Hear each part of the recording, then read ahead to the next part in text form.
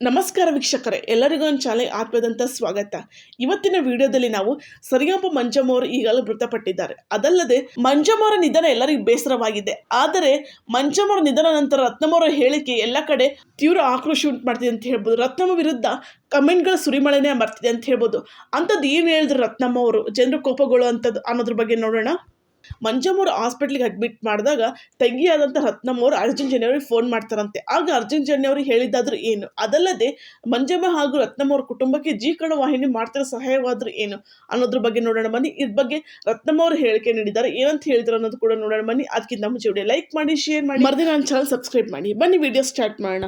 ತಮ್ಮ ವಿಶೇಷವಾಗಿ ಗಾಯನ ಮೂಲಕ ಸರಿಗಮಪ 17 ಕಾರ್ಯಕ್ರಮದಲ್ಲಿ ಜನಪ್ರಿಯಗೊಂಡ ಮಂಜಮ್ಮ ಹಾಗೂ ರತ್ನಮ್ಮ ಅವರು ತುಂಬಾ ಜನಪ್ರಿಯಗೊಂಡಿರ್ತಾರೆ. ಈಗ ಮಂಜಮ್ಮ ಅವರು ಇತ್ತೀಚೆಗೆ ಮೃತಪಟ್ಟಿದ್ದಾರೆ. ಮಂಜಮ್ಮ ಅವರಿಗೆ ಅನಾರೋಗ್ಯ ಹೆಚ್ಚಾಗಿದ್ದು ಕುಟುಂಬಸ್ಥರು ಬೆಂಗಳೂರಿನ ವಿಕ್ಟೋರಿಯಾ ಆಸ್ಪತ್ರೆಗೆ ಮಂಜಮ್ಮ ಅವರನ್ನು ದಾಖಲಿಸ್ತಾರೆ.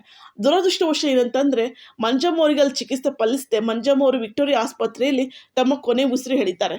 ಜೀ ಕನ್ನಡ ಸರಿಗಮಪ ಕಾರ್ಯಕ್ರಮದಲ್ಲಿ ಮಧುಗಿರಿ ಅಂಧ ಸಹೋದರರೆಂದೇ ಫೇಮಸ್ ಆದ ಮಂಜಮ್ಮ ಹಾಗೂ ರತ್ನಮ್ಮ ಅವರು ಜೋಡಿಯಾಗಿ ಹಾಡು ಹೇಳುತ್ತಿದ್ದರು.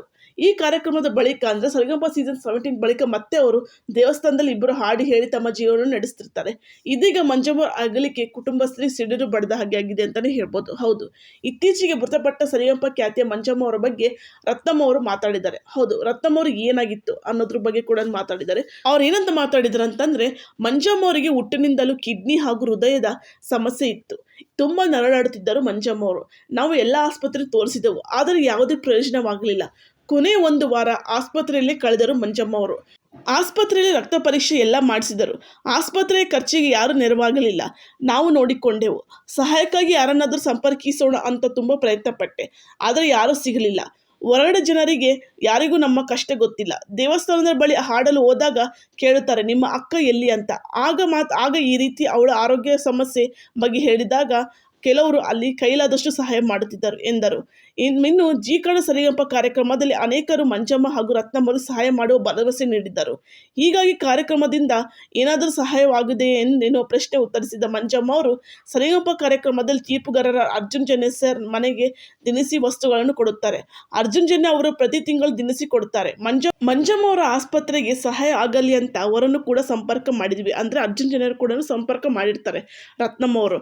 ಆದರೆ ಅವರ PA ಇವತ್ತು ಸಿಗ್ತಾರೆ ನಾಳೆ ಸಿಗ್ತಾರೆ ಎಂತಿದ್ರಂತೆ. ಅವ್ರ PA ಯಾರಂದ್ರೆ ಅರ್ಜುನ್ ಜನ್ಯ ಅವ್ರ PA.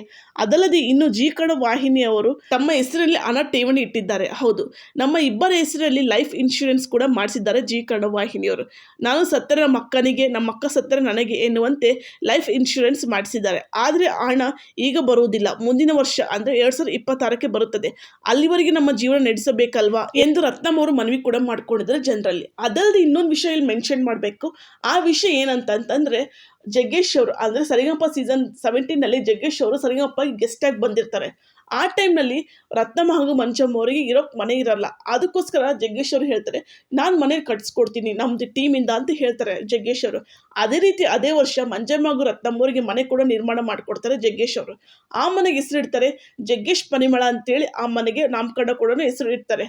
ಅದಲ್ಲದೆ ತಿಂಗಳ ಅಂದರೆ ಅರ್ಜುನ್ ಜನ್ಯ ಅವ್ರ ಕಡೆಯಿಂದ ತಿಂಗಳ ಅವ್ರ ಮನೆಗೆ ದಿನಸಿ ಹೋಗುತ್ತೆ, ಅಂದರೆ ರೇಷನ್ ಕೂಡ ಹೋಗುತ್ತೆ. ಇವತ್ತಿನವರೆಗೂ ಅವ್ರ ಮನೆಗೆ ದಿನಸಿ ಹೋಗ್ತಿದೆ ಪ್ರತಿ ತಿಂಗಳು ಅರ್ಜುನ್ ಜನ್ಯ ಅವ್ರ ಕಡೆಯಿಂದ. ಜನರು ಆಕ್ರೋಶಗೊಳ್ತಿರೋದು ಇಲ್ಲೇ ಅಂತಾನೆ ಹೇಳ್ಬೋದು. ಯಾಕಂತಂದ್ರೆ ಮಂಜಮ್ಮ ರತ್ನಮ್ಮ ಅವ್ರ ಪ್ರತಿ ತಿಂಗಳು ಇಲ್ಲಿಯವರೆಗೂ ಅವರು ದಿನಸಿ ಕಳಿಸ್ತಾರೆ. ಆದರೆ ಅವ್ರು ಒಂದು ಫೋನ್ ಕಾಲ್ ಎತ್ತಿಲ್ಲ, ಅವ್ರು ಬ್ಯುಸಿ ಆಗಿದ್ರು ಅನ್ನೋ ಕಾರಣಕ್ಕೂ ಇಲ್ಲಿ ಮೆನ್ಷನ್ ಮಾಡೋ ಅಗತ್ಯವಾದ್ರೂ ಏನಿತ್ತು. ನಿಮಗೆಲ್ಲ ಇಷ್ಟೆಲ್ಲ ಸಹಾಯ ಸಿಗ್ತಿದೆ, ಕೆಲವೊಬ್ರಿಗೆ ಅದು ಕೂಡ ಸಿಗಲ್ಲ ಅಂತೇಳಿ ಕೆಲವೊಬ್ರು ಕಮೆಂಟ್ ಕೂಡ ಆಗ್ತಿದ್ದಾರೆ. ಈ ರೀತಿ ಕಮೆಂಟ್ಗಳ ಬಗ್ಗೆ ನಿಮಗೆ ಅನಿಸುತ್ತೆ ಅಂತ ಕಮೆಂಟ್ ಮಾಡಿ.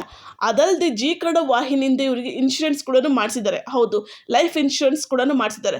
ಮಂಜಮ್ಮ ಅವ್ರ ನಿಧನವಾಗಿರುವ ವಿಷಯ ಕೇಳಿ ಡ್ರೋನ್ ಪ್ರತಾಪ್ ಅವರು ಅವ್ರ ಮನೆಗೆ ತೆರಳಿ ಮಂಜಮ್ಮ ಅವ್ರ ಕುಟುಂಬಕ್ಕೆ ಧೈರ್ಯ ಹೇಳಿ ಅವರಿಗೆ 2 ಲಕ್ಷ ರೂಪಾಯಿ ಸಹಾಯಧನ ಕೂಡ ಕೊಟ್ಟಿದ್ದಾರೆ ಮಂಜಮ್ಮ ಅವ್ರ ಕುಟುಂಬಕ್ಕೆ ಡ್ರೋನ್ ಪ್ರತಾಪ್ ಅವರು. ಅದಲ್ಲದೆ ಡ್ರೋನ್ ಪ್ರತಾಪ್ ಅವರು ನಿಮ್ಮ ಕೈಲಾದಷ್ಟು ಸಹಾಯ ಕೂಡ ಮಾಡಿ ಅಂತೇಳಿ ಜನರಲ್ಲಿ ಮನವಿ ಕೂಡ ಮಾಡ್ಕೊಂಡಿದ್ದಾರೆ. ಜೀ ಕನ್ನಡ ವಾಹಿನಿ ಆಗಿರ್ಬೋದು, ಅರ್ಜುನ್ ಜನ್ಯ ಅವರು ಆಗಿರ್ಬೋದು, ಅದಲ್ಲದೆ ಜಗ್ಗೇಶ್ ಅವ್ರು ಮಾಡಿರೋ ಸಹಾಯ ಬಗ್ಗೆ ಆಗಿರ್ಬೋದು, ಅದರಲ್ಲಿ ಡ್ರೋನ್ ಪ್ರತಾಪ್ ಅವ್ರು ಮಾಡ್ತಿರೋ ಸಹಾಯ ಬಗ್ಗೆ ಬರ್ಬೋದು. ನಿಮಗೆ ಹೇಗೆ ಅನ್ಸುತ್ತೆ ಅಂತ ಕಮೆಂಟ್ ಮಾಡಿ. ಅದಲ್ಲದೆ ಮಂಜಮ್ಮ ಅವ್ರ ಆತ್ಮಕ್ಕೆ ಶಾಂತಿ ಸಿಗ್ಲಂತ ನಾನು ಬೇಡ್ಕೊತೀನಿ. ಈ ವಿಡಿಯೋ ಇಷ್ಟದಲ್ಲಿ ವಿಡಿಯೋ ಲೈಕ್ ಮಾಡಿ, ಶೇರ್ ಮಾಡಿ, ಮರದೇ ಚಾನಲ್ ಸಬ್ಸ್ಕ್ರೈಬ್ ಮಾಡಿ. ಬಾಯ್.